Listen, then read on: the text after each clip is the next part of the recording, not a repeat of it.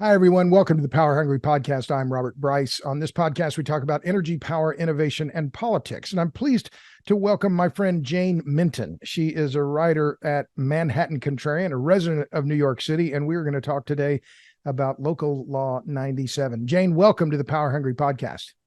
Thank you so much for having me. It's a pleasure to be here. Now, I warned you, I don't warn everyone, but I warned you that guests introduce themselves on this podcast. So I mentioned we're going to talk about this Local Law 97 in New York City, where you live. You actually live in Queens, but we'll get to that in a minute. Guests introduce themselves. So if you don't mind, please introduce yourself in about 60 seconds or less. Go. I'm a lifelong New Yorker. I was born and raised in the city, and I now live in a co-op in Queens. I joined the board of my co-op about a year and a half ago, where I found out about Local Law 97, and I have been aggressively advocating on this issue ever since. I think it's the biggest issue that is going to affect the city over the next decade. On top of my work as a board member, I also run a debate series in New York City called the Soho Forum, where we tackle policy issues. And you can look that up at thesohoforum.org. And sometimes I write them at manhattancontrarian.com. I guess that's pretty much all there is to say about me. Oh, and I'm a mom. I have 2 little kids. So I do a lot of parenting as well. And you're expecting another. And I'm expecting one more. Yes. That's great. Well, that's a good introduction, and it's less than 60 seconds. So well done on that. Thanks. So, Jane, we've been acquainted for several years now, and Yes. we've talked about New York City politics. And I looked up Local Law 97. It was signed on Earth Day by former Mayor Bill de Blasio on Earth Day 2019. A political statement, if there ever was one. Yes. So what is Local Law 97? And you said this is the biggest issue that will affect the city over the next decade. And Yes. I've looked at it and it looks absolutely draconian, but I don't own an apartment in New York City. Why do you care about this so much? What is Local Law 97 and what does it do? So when it was passed in 2019, it's also called the Climate Mobilization Act. And its goal is to reduce the carbon emissions of all buildings over 25,000 square feet. Which is a lot of buildings in New York City. We're trying to get to net zero by 2050. So over the next, it's a progressive law. So it starts, when they signed it in 2019, it didn't even go into effect until 2024. So it's actually coming into effect this January is the first deadline. And the first deadline, you have to reduce your carbon emissions by 20%. And then by 2035, it's 60%. And then by 2040, it's 80%. And so it's something that is going to slowly hit buildings. But when it was passed on Earth Day, it was hailed as this, the biggest, most ambitious climate law that any city has ever passed. Oh, New York is doing this making this incredible gesture, doing this incredible step towards protecting our environment for the future. And every single person that passed this law basically was term limited out of city council. So they are all gone by the time this law actually is going to have any of the consequences that they've imposed on us. And so that's just one of the things about it that I think is they probably knew that it was that it was going to have these big dramatic consequences for New York, and that they would never have to face that music because they wouldn't be there to when it came due. But the gist of it is that by cutting the emissions from your building, your building uses natural gas heat. Right. So Yes. This is effectively a mandate to force your building. And Yes. I read there are 3,700 other buildings, co-ops and condo buildings, home to 800,000 apartments in New York that will have to go to non-boilers. They'll have to go to some kind Yes. of electric heat pumps. I mean, this sounds incredibly expensive. And if you don't comply, you pay fines. You pay annual fines. So when I first found out about it, I hadn't even heard of this. I hadn't heard of it when it passed in 2019. I joined my board in 2021, and another board member sent us all an email, and he said, Local Law 97, I don't know if you have already started working on it as a board, but it is going to have a huge impact on our building. And he sent us this chart that showed the carbon emissions for our building. And it showed that 75% of our building's carbon emissions come from our natural gas heating system. And when I saw that, I immediately realized if we were ever going to reduce our building's carbon emissions by something as significant as 60%, the only way to do that would be to eliminate our natural gas heat and convert to an electric system. And I sent that email to the other board members where I said, have you guys realized that this means electrifying the building? And I think it's very, because the rules of this law are progressive, it's hard to see that as the end goal of the law when you on its face, when you first look at it. Like this year, 2024, my building personally gets a pass for our carbon emissions. We don't have to pay a penalty. We don't have to make any dramatic changes at all. And that's why, and it's not until 2030 that when the next penalty and the next limit comes into effect, that we will have to begin making these dramatic changes. But the changes are so dramatic. As you were saying, we have to eliminate our boiler system and we have to completely convert our system to an electric system, which, by the way, has never been done. We've never had, you can build a new building from scratch as an electric building, but no building, no co-op building in the city that's over 100 units has ever attempted to retrofit from a natural gas system to an electric system. We don't even know if it's possible. We have no feasibility study on that whatsoever. So the renovation and the work that we would have to do to get that going, we would need to be planning years and years and years in advance. So one of the most pernicious things about this law, I think, is that we can sort of, because the penalties at the beginning are so minor, we can sort of sleepwalk towards this ultimate reality of having this electrification monster like wake up and eat us all alive, like basically, because yeah, we had an engineer come in to our building to talk about how we would do such a thing, how we would electrify our building, and they projected a cost of over $3 million for this project, which for our building we have 158 units. That's almost $20,000 per unit that would need to be assessed to the residents and paid for by residents.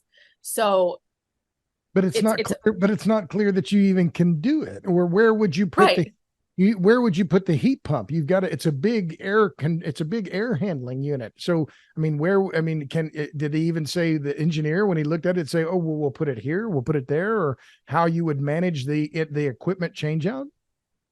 This is what's so crazy. They didn't. Their report literally projects a cost, which as we were saying, there's no feasibility study. So they project a cost, it's $3 million. Okay. We have no reality test for that. We have no idea, if that's going to be the final cost, how much it will cost to open all these walls, do all the wiring, displace residents, the timeline for that. We have no idea. And then at the bottom of his projection, he says, not recommended at this time. So here's what we think it might cost, but we don't recommend you do this because we don't know how it's going to work. Because it's interesting, because I hadn't thought about I've lived in a house with a heat pump, and let me just say, Jane, I don't know if you have, but heat pumps suck. I mean, they just suck. I mean, they don't.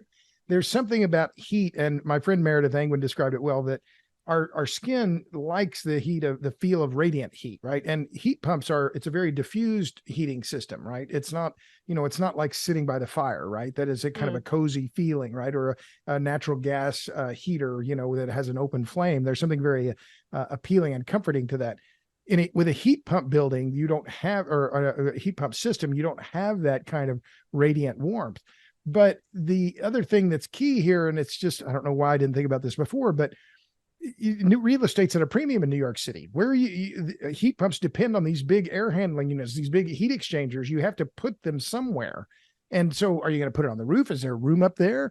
How would you get it up there? Or would you have to buy just an adjacent lot or something to put that infrastructure on? There is no adjacent lot. This is New York City. See what I'm talking about? I know, that's what I'm saying. It looks like it's interesting you said this electrification monster, because I just published a piece on Substack about this Electrify Everything push that is very pernicious. Yeah. It's happening all across the country. And there's being no serious estimates of what the costs of this will be or the impact on consumers. But what you're saying is New York City is in some way ahead of this.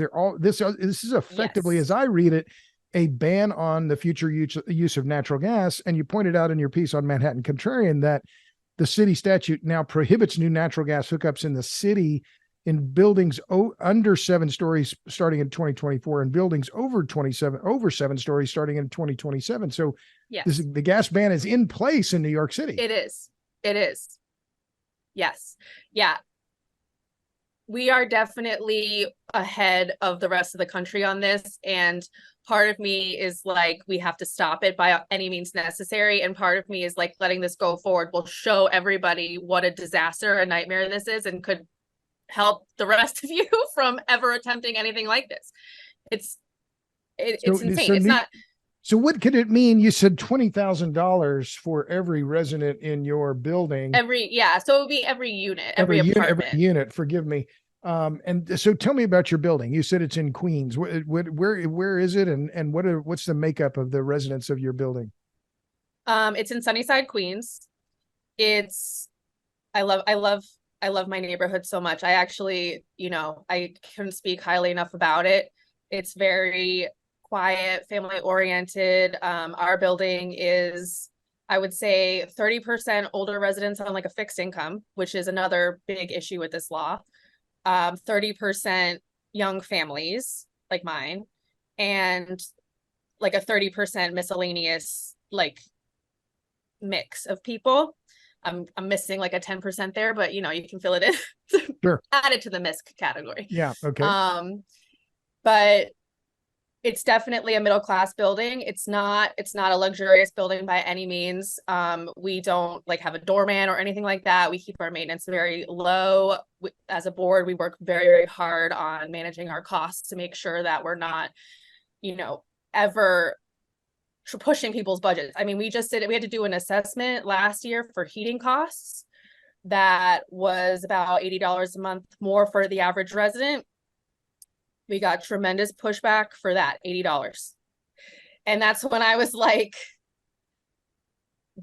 a law like this for these residents, they will have absolutely no way to pay for this. They're going to be shocked when they find out that local law 97 will increase their monthly costs by several $100s, not less than $100, several $100s. So yeah, that it would economically, my building cannot handle anything like this. The average resident in my building is certainly middle class.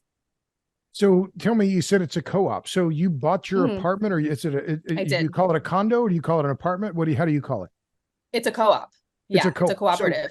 So what is that? But what do you call your unit? What do you call it? A condo? What do you call? It's a co-op. It's what does that mean? I'm from Oklahoma. I live in Texas. Yes. I visit New York City. It's specific to New York.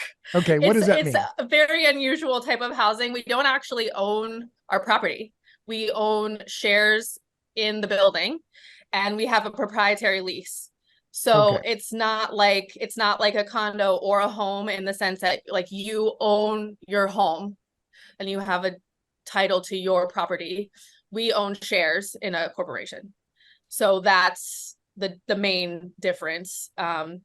And all of our we pay maintenance, and the maintenance covers all of our taxes, all of our heating. I see. Okay. Yeah. I never understood this. Okay. So I'm glad that I'm finally learning this at age 63. This is good for me to keep learning about how these things work. It's very unique. Well, so then tell me, so how long have you lived in the building? We moved here 5 years ago, right before our son was born. We basically, we were completely maxed out of our other apartment, which was just a 1-bedroom, and buying an apartment for us was financially made the most sense at that time. And it's great. I mean, it's a 2-bedroom, 1-bathroom, 850 square foot apartment. So one of the other things that I would say about this law is that they talk about, these buildings as massive polluters and what a danger to the climate that is. But the reality of these apartments is like, you've got a whole family. In my case, it's a family of 4 living in 850 square feet. We don't even have our own washer dryer. Most of the residents in my building don't own a car. They don't drive. We walk everywhere. I walk my son to school every morning. I walk to the grocery store. I have a car actually because I have little kids and I need to schlep them to see their grandparents for the most part. Sure. But but I almost never drive it. We had it for 2 years and it has 10,000 miles on it. Like we almost never drive our car. And yet we're being told that we are major climate polluters. That's insane. And just as a quick aside, your father is the man, the founder of the Manhattan Contrarian, Yes. Francis Menton, who's a prolific writer on his blog, manhattancontrarian.com, where you're a contributing writer. So that's interesting how you couch that, or how you talk about that fact that, in fact, your carbon footprint, which is a term I really don't like, but the amount of CO2 you as an individual produce, I'm going to just guess, in living in New York versus me in Austin, Texas, where I drive every day and I drive to the grocery store sometimes 2 times a day if I forget the rice like I did yesterday. So my carbon footprint is substantially higher than yours, and yet you're looking at a situation where I put it this way: you're facing a massive carbon tax, right? Yes. I mean, that's another way to think about what this local law does. Local Law 97 is that it's placing a huge tax on your carbon emissions by forcing all of these buildings to retrofit their systems to get rid of gas boilers, gas water heaters, all these other things that are gas stoves that we take. I didn't even think about the gas stove. So that's the other part of this. So you will have to electrify everything by 2050, which is next week, really, in terms of kind of planning for built infrastructure like this. So, I mean, I'm just riffing here, but I mean, if I was an HVAC, heating, ventilation, air conditioning guy in New York City, I'd be going, holy crap, I'll have more work here than I can ever do. Well, yes. So 2 things on that. Yeah. One is there's not enough electricians in the city. If we actually tried to get all of these buildings to do to comply with this law on the timeline that they have set in place, we would not have the construction workers or the electricians to do it. This is tens of thousands of buildings. It's not possible. We have another law actually called Local Law 11, which is a whole other can of worms.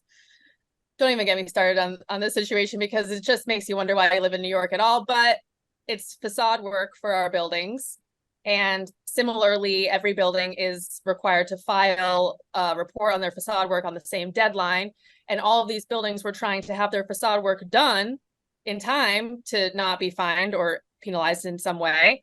And there was no construction workers to do it. So we've already experienced with another law that when you set this type of timeline, you do not have the workers to do the work.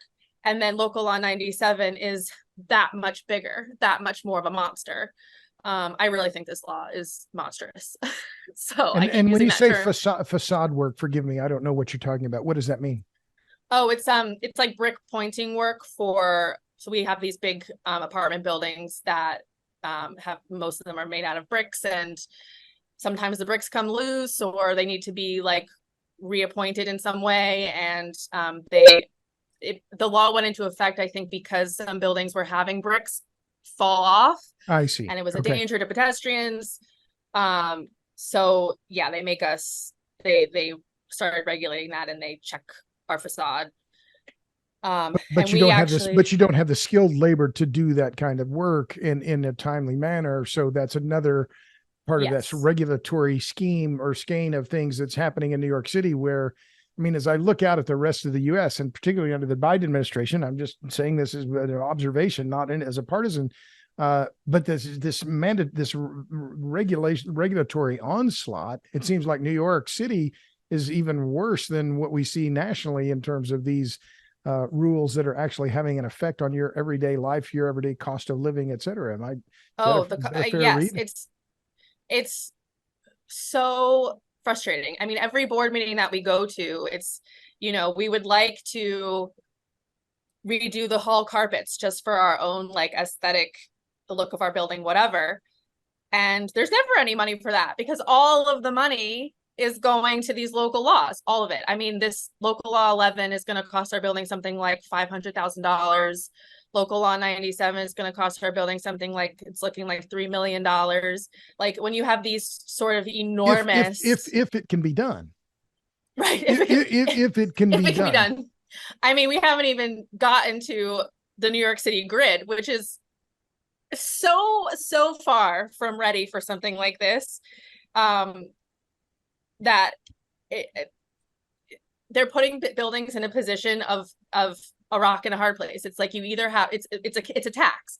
You either have to do this work and find out you don't have the power, your building doesn't have the power, you don't have heat in the winter time, or and by the way, bankrupt your residents to do that, or pay an annual fine that over the course of a decade will amount to the same amount of money, a couple $1 million.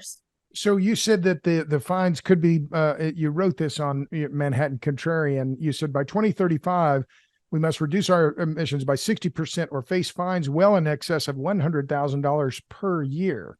Now, you've already made the point, 30% of your residents in the building are fixed income. You moved there 5 years ago. So just so, everybody likes to talk about real estate. So give me an idea of what you paid for your 2-bedroom. I will tell you. 2-bedroom apartment, 1-bath apartment in the co-op. It's embarrassing, and you will. Go ahead. Just out with it, Jane. It's okay. We paid $560,000 for our apartment, and it was not in good shape. So we renovated it as well. Not much. We put about $40,000 into it. Sure. I won't even tell you what I paid for my parking spot. Okay. Okay, I will. No. Okay, go ahead. How much did you pay for the parking spot? $125,000. Wow. For a parking spot. That is the type of space constraints that we have in New York. I bought that parking spot in an auction, actually. So there was another bidder bidding the same amount for that spot. I didn't think I would even get it. Our building, typically a studio you can get for $200,000. And then the biggest apartment in our building is a 2-bed, 2-bath. And those are between $650,000 and $700,000, I would say. Right. So on a per square foot basis, you paid, I just figured it's $660 a square foot, something like that. So, and let me tell you, for New York City, that's like we're talking about one of the most reasonable prices that you can pay for apartments is here in Queens. Right. Compared to Manhattan, where you're seeing $1,000 a square foot or more. These co-ops, they have multi-million-dollar apartments in them. And our situation is extremely different. Like a lot of the co-ops I've been working with, as I've been working on the Local Law 97 issue, that you can get a 2-bedroom apartment for $350 if you go further out into Queens. So this is like the most reasonable real estate, I think, that you can buy in the whole city. Right. But you pay for proximity to, pick a place, Rockefeller Center. The closer you are to the center of Manhattan, the more expensive it's going to be. And if you're in the fashionable neighborhood like Williamsburg or wherever else, then you're going to have those higher costs. So, but I'm sure you know about the history of this. What to me is, I've thought about it, and I'm no expert on New York City, but I followed it for a long time, several years. If we look back to Mayor Bloomberg's era, the push then was to get rid of fuel oil boilers in the city and replace them with gas-fired boilers. And this was a big upgrade, right? Because it improved air quality and reduced emissions. The emissions from gas are far less than they are from oil-fired boilers. So I thought, well, in terms of progress for air quality in the city, that was a big upgrade. And it was something that Bloomberg was very proud of. But then de Blasio took this to a whole nother level. Do you know what years those were? Or do you know that off the top of your head? Because Bloomberg, I don't know that off the top of my head. Yeah, but it was 8 years ago that my building converted from oil to gas. How many years? That happened 8 years ago. Yes. So was that compelled by the city, the new city rules on that? Okay. It was, but it actually wasn't a big deal for our building. We actually still have the same boiler. It had been modified to work from oil to gas. And I wasn't involved in that process at all. So I'm no expert, but I know that our boiler now, we were talking about replacing it because it's like 30 years old. So it's definitely the same boiler that we had for oil. And the problem, of course, with replacing it now is that is another project that will cost about $500,000, and we might have to throw it all away if this electrification thing goes through. So you're facing kind of a double cost here that you could, Yes. you're faced with the necessity to replace an aging boiler in the near term, but in the longer term, you may have to replace the boiler with an electric heat pump. But I mean, one of the other things that was made clear by, and I've followed this for a while, heat pumps are terrible when it gets really cold, like under 30 degrees. They don't work very well. So, I mean, you could be faced with a situation where you have to replace all this stuff. And then yet in your apartment, you're going to have a little dish heater or a little resistance heater where you're going to plug that in because the main heater isn't working well enough. Right. I mean, is that one scenario that could be an outcome from this? That's even like the better scenario, I think, because I think that the reality is that the electricity we would need to heat these buildings is so beyond the grid capacity that on the cold days of the year, we will just have blackouts. And that will be a much bigger humanitarian crisis for New Yorkers than, I mean, to me, that's like, not only is this law financially just a complete nightmare, but it could be a humanitarian nightmare, especially when you think about these buildings, which are many cases 6 stories and up. So dependent on elevators, dependent on electric water heaters, that you could have, if in a blackout situation, no ability to evacuate some of your most vulnerable members. There are people in my building that I know we couldn't evacuate, like people who rely on electric scooters and wheelchairs. Because they can't navigate the stairs. Right. And how many stories in your building? There's only 6 stories in my building, but in the city, you know, there are so many buildings that are 10, 12, 20 stories. Well, sure. So you bring up a really point, and it's one that I made in this piece I wrote on Substack on, because the DOE came out with new numbers just recently that show that electricity costs 3.3 times more per unit of energy than natural gas. So natural gas is the lowest cost form of in-home energy by far, by a factor of 3. And yet this push for Electrify Everything, which this local law 97 is part of, but the Electrify Everything push, which is coming from big NGOs that have budgets in the hundreds of millions of dollars, they're pushing this. And I guess New York City was on the forefront, but going upstream of your building, I think you make a really important point, and one that is not being considered here is, can the grid even handle it? Because people forget the massive amount of energy that's delivered in the form of natural gas for direct use in buildings. And to replace that with electricity, you're talking about loads that are enormous, doubling the amount of electricity that you would be consuming now. If you talk about, like, in New York City, they're like, oh, we're also going to electrify transportation. Right. We're going to electrify buildings. We're talking about tripling demand for electricity. Like, meanwhile, our electricity is in New York City specifically, is more than 85%, almost 90% generated by natural gas. Right. So we're talking about just burning the natural gas somewhere else and then transmitting the electricity, which is significantly less efficient than just burning natural gas on site. And as you said, significantly more expensive. But on top of that, our state wants to eliminate our natural gas electricity plants. Right. So they want to close those plants by 2030. That would bring, so I made a note for myself before our calls, just to make sure I had it, the actual numbers. So right now, New York State has 37.5 gigawatts of installed summer capacity. And as you were saying, heating is such a major electric load, like it would be massive. Yeah. And if they shut our natural gas electricity plants, that would bring our installed capacity from 37.5 gigawatts to as little as 11.5 gigawatts of installed capacity for the state. Right.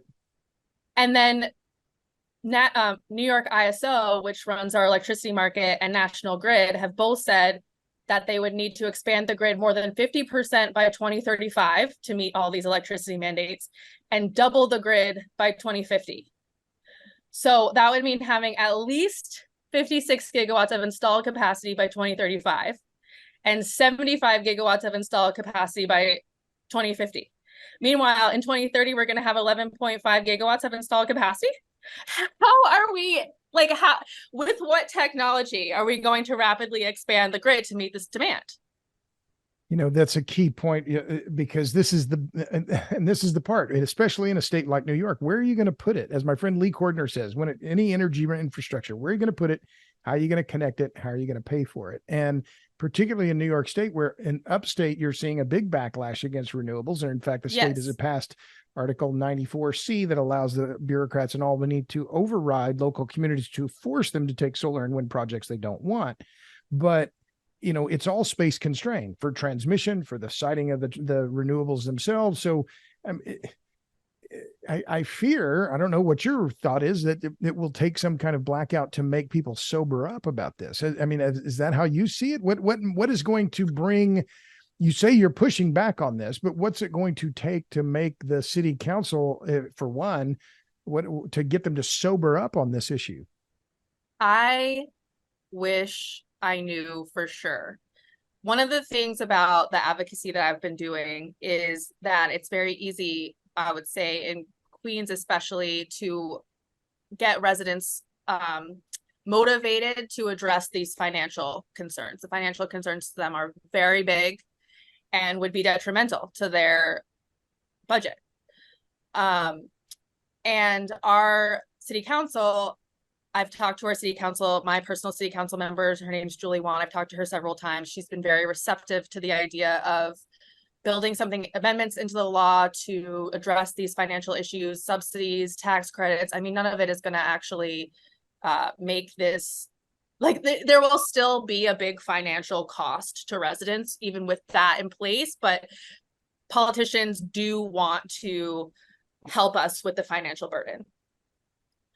But that's not really a solution. I know. And I'm like, and that's not a solution. You're only expanding the role of government. I mean, I'll ask the question, shouldn't you just be pushing for a repeal? That this is crazy, that we should eliminate this. This is bad policy. We overstepped. We didn't understand. Our mistake. Sorry. I hate this phrase, so but my bad.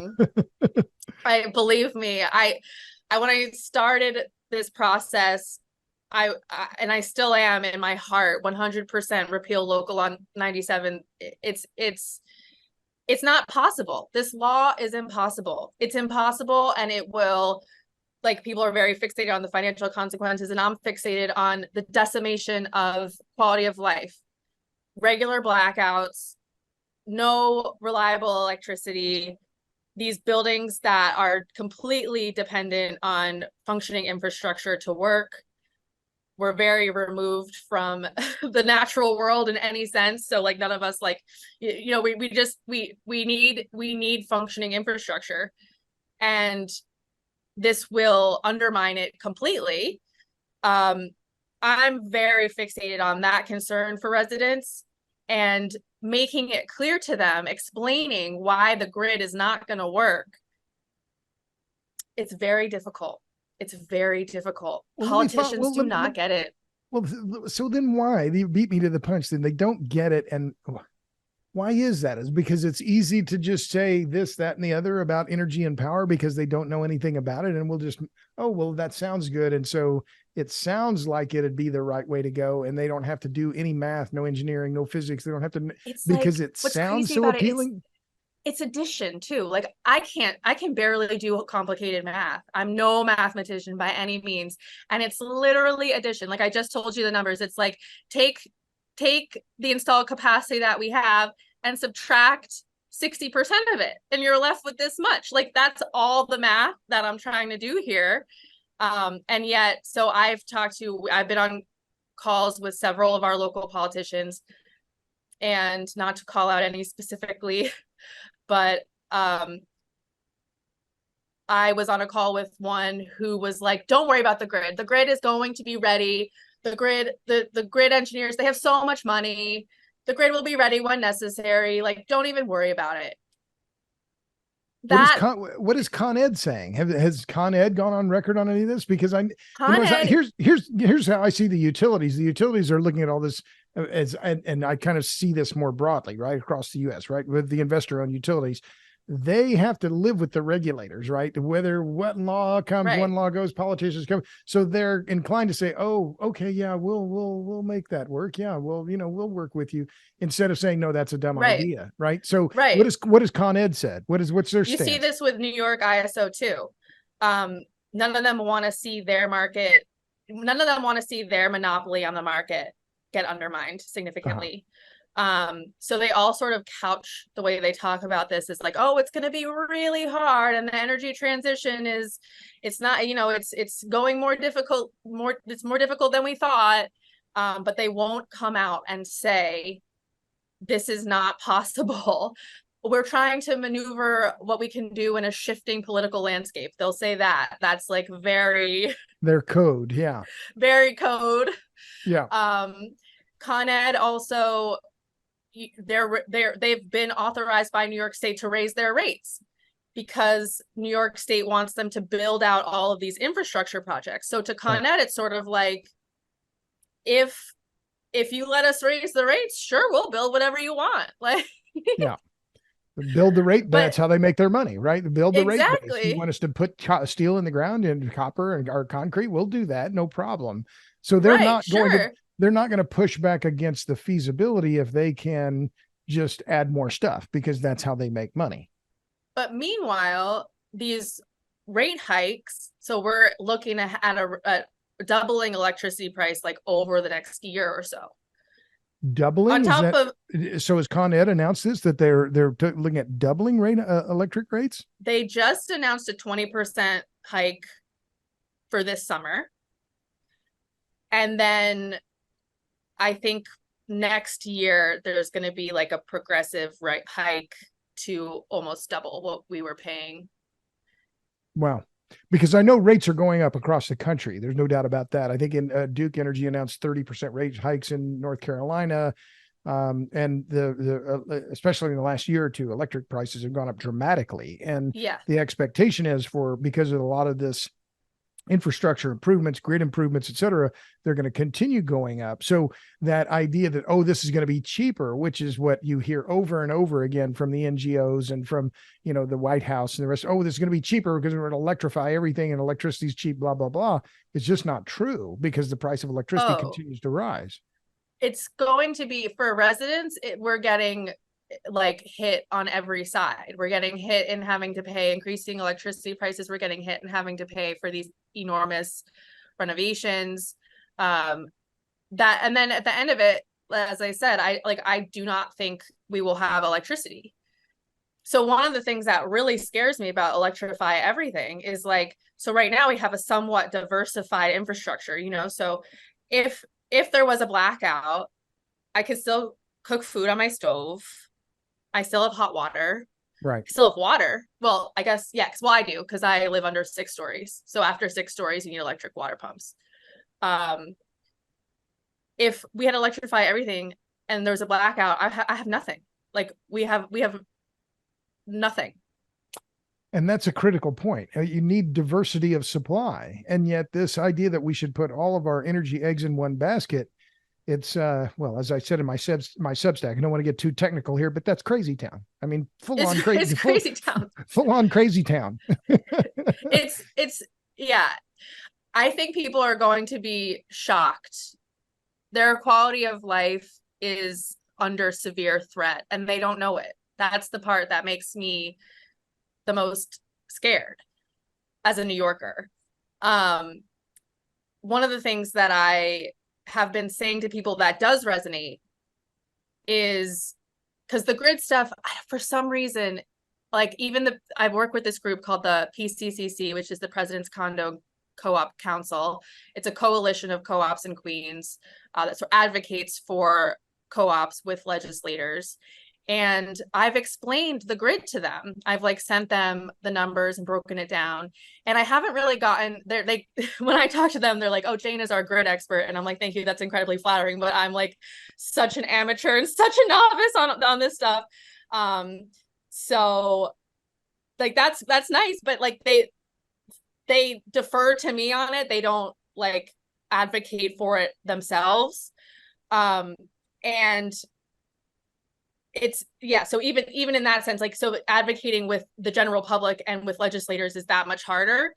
And one of the things that I found that does work is saying, we're being sold that electricity is this incredibly green thing.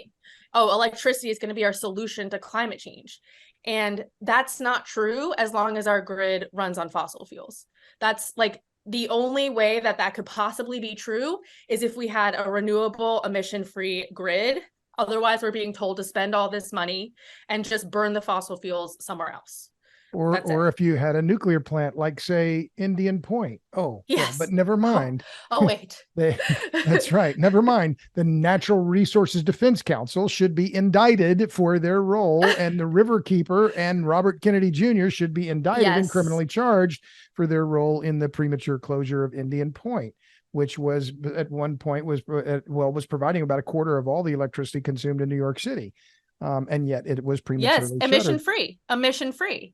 So one other part of this that just occurs to me as you're talking about it, Jane, is that, yes, so this idea theoretically that you would have to dramatically increase the size of the amount of generation in New York City, or New York generally, rather the state, to meet this new demand. You have the other downstream problem. Okay, well, you have let's assume you can magically add 20 or 30 gigawatts, 20 or 30,000 new megawatts of generation. You now have to move that into the city, and you have then the challenge of replacing local transformers, wire, high power transformers, all of these things which are in very short supply. The transformer shortage across the United States, in some cases 2-year wait, and then for high power transformers, most of those are fabricated overseas and they have lead times of 2 to 3 years. So I mean, I'm just, as I'm riffing here, but feeding back to you some of since you're the grid expert. The de facto grid expert, but that where are you going to get the kit, right? Because all of these things are increasing in cost. Inflation is hitting all of these costs, and you don't have enough linemen, enough qualified laborers who can do the work. So it's not, I mean, there are multiple challenges here that I'm just, just talking it out that aren't being recognized at all in this headlong rush toward eliminating hydrocarbons because of climate change. And there's but no understanding of all the friction that is going to be between now and trying to make that happen. So I'm just adding those points to what you've already said, but it's a kind of a myopia around, we'll just make it happen because we want this to happen. Right. No, it's very confusing. One of the things that I've been thinking about since I got into this is when they're writing these policies, why aren't grid experts being consulted? Do you know what I mean? Like, somewhat surely one of them would have said that we can't do this, or this law is like the timeline's too constrained. It has this and this problem. Maybe we can make this minor shift or like adapt this to, as you were like, or make the change from fuel oil to natural gas will reduce emissions by X amount. All of surely if a single grid expert was consulted in the writing of this law would not have passed as it is. So why are legislators being given this authority to pass laws that are not possible by any engineering standard? How does that happen? Well, yeah. My reply is, so our by and large, our council members, our politicians, our legislators they're lawyers. And why are they lawyers? Because they couldn't do the math to get into engineering school. So that's my. Don't tell my dad, because he's a lawyer and an energy writer. So you've been a lifelong New Yorker. That's one of the questions I wrote down, Jane. So how has New York changed over the years? I mean, you've seen, I visited New York in the 80s, and when Times Square was a blighted area, and I've seen it change over the years. You've lived there your whole life, and it's a very heavily Democratic city, right? It sure is, yes. Which explains a lot, I think, of this local law 97. I'm guessing in your 30s. How has the city changed over your lifetime? Oh, lots. I mean, I think everybody's very nostalgic for their childhood. But I was growing up in the city in the 90s and early 2000s, which was just the best time to be a New Yorker. I think it was just increasingly safe, increasingly clean. And just, I had so much freedom growing up. And I've only left the city I only left the city for 4 years to go to college. I've really only ever lived in New York besides that. And I'm very attached to it. So it's like very hard for me to see it objectively by any measure. But I think that COVID exposed a lot of it was already during the de Blasio years, a lot of, these progressive policies were put in place, and stop and frisk, for example, that then COVID exposed a lot of the city's weaknesses.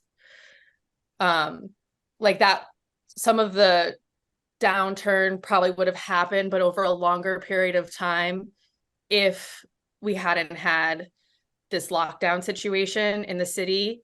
One of the things that I thought about a lot during the pandemic was how Manhattan specifically is so dependent on its office culture. Yeah. Midtown, the financial district, and that office culture had like exceeded its necessary life. But New Yorkers didn't think so, or hadn't realized it, or were just like so committed to their lifestyle and didn't matter. And that during COVID, people were like, oh, like, let's not go to an office anymore. But that sort of deteriorates the whole supporting economy of those areas, and just left, homelessness, like, and like, I don't know, some of these areas like around Penn Station feel very unsafe now. And I never felt unsafe in the city. The subway feels unsafe now. We've had like people come and the MTA, the subway's having declining ridership and less service, and the system itself. It seems to me that I look at New York and San Francisco, right? They've been kind of traditionally the coastal hubs. Los Angeles, of course, is one, but as financial centers, right? San Francisco has long been a banking center, and so has New York. But this move away from offices and more work at home, and that it's been a big blow. And how do these cities then reinvent themselves in the new now? But I think particularly in San Francisco, and I know we're not talking about San Francisco, but this progressive liberal attitude about, decriminalize crime and the rest of it has just been absolutely ruinous for the quality of life in the city, and that it cascades once it starts.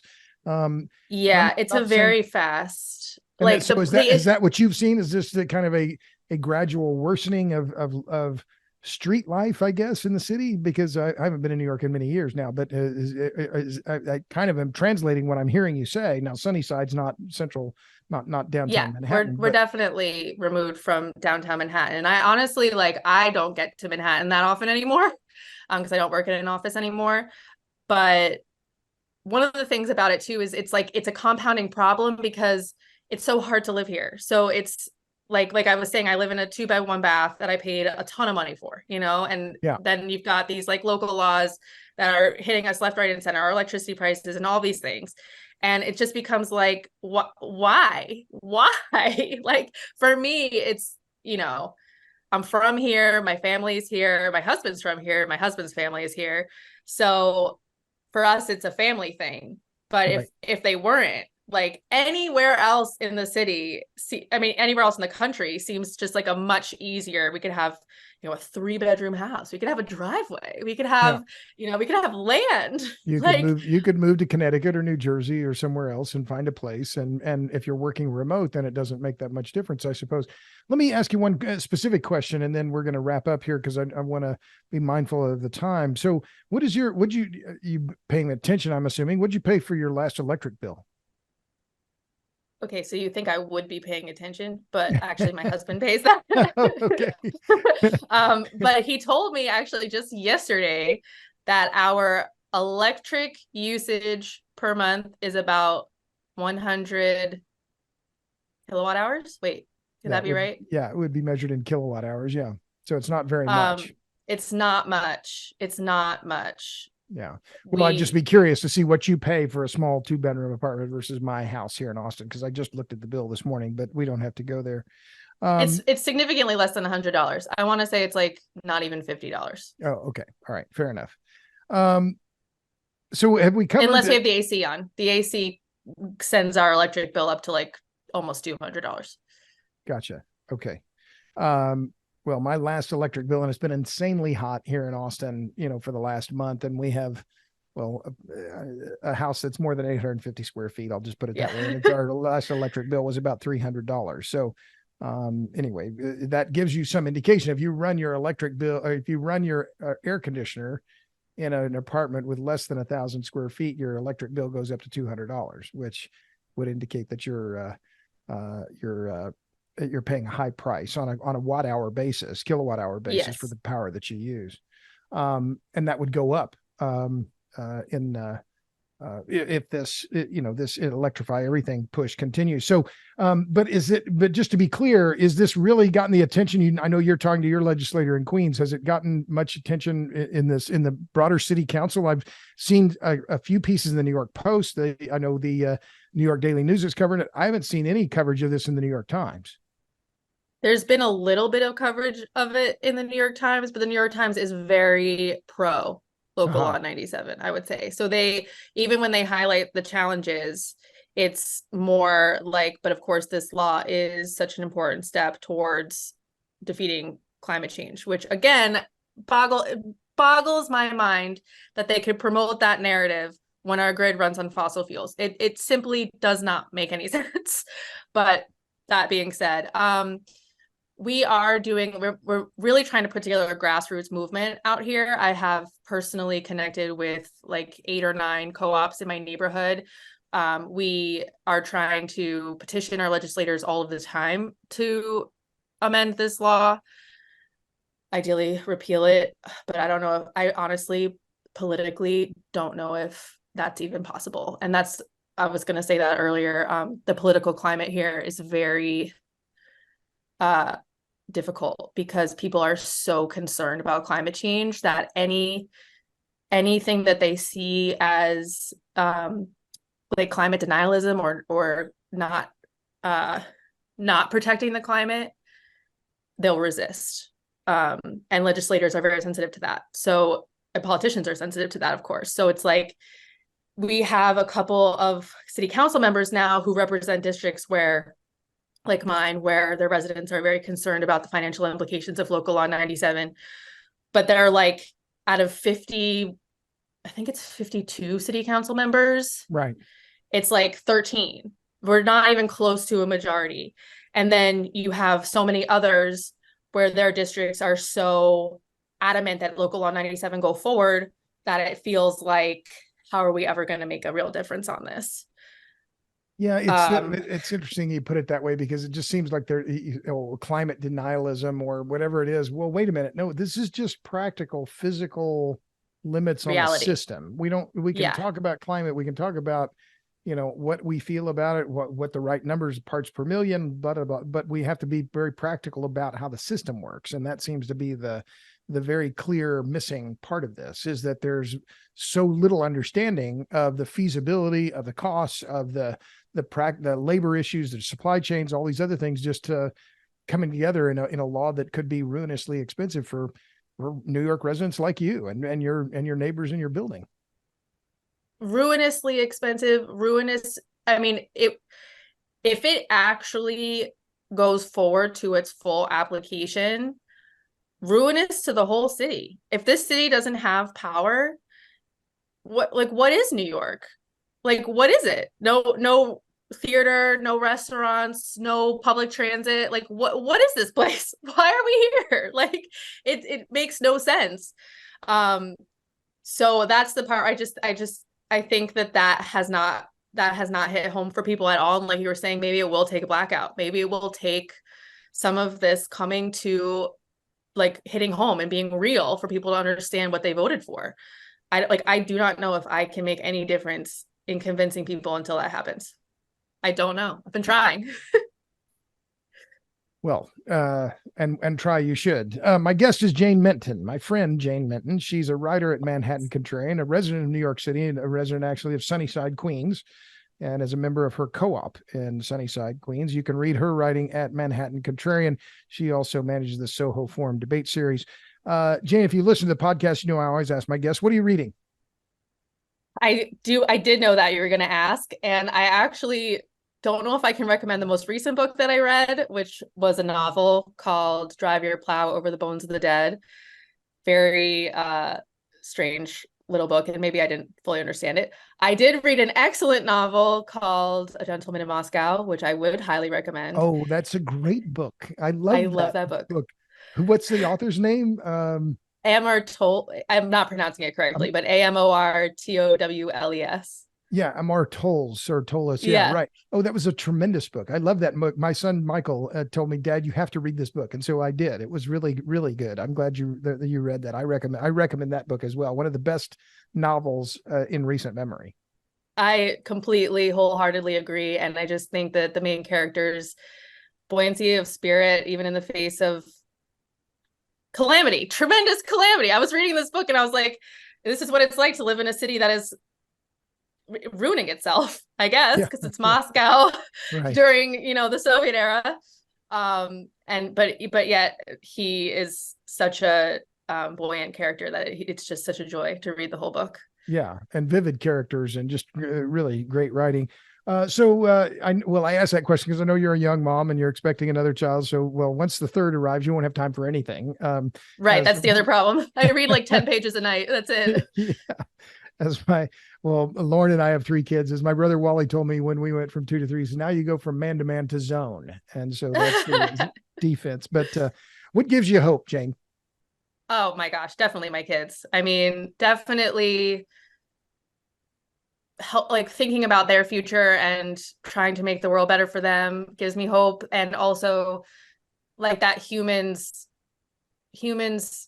somehow survive all kinds of things. So that's like a pessimistic, optimistic answer that no matter how, like we'll be fine as a species. We've endured so much. So what could really go wrong? It'll be okay.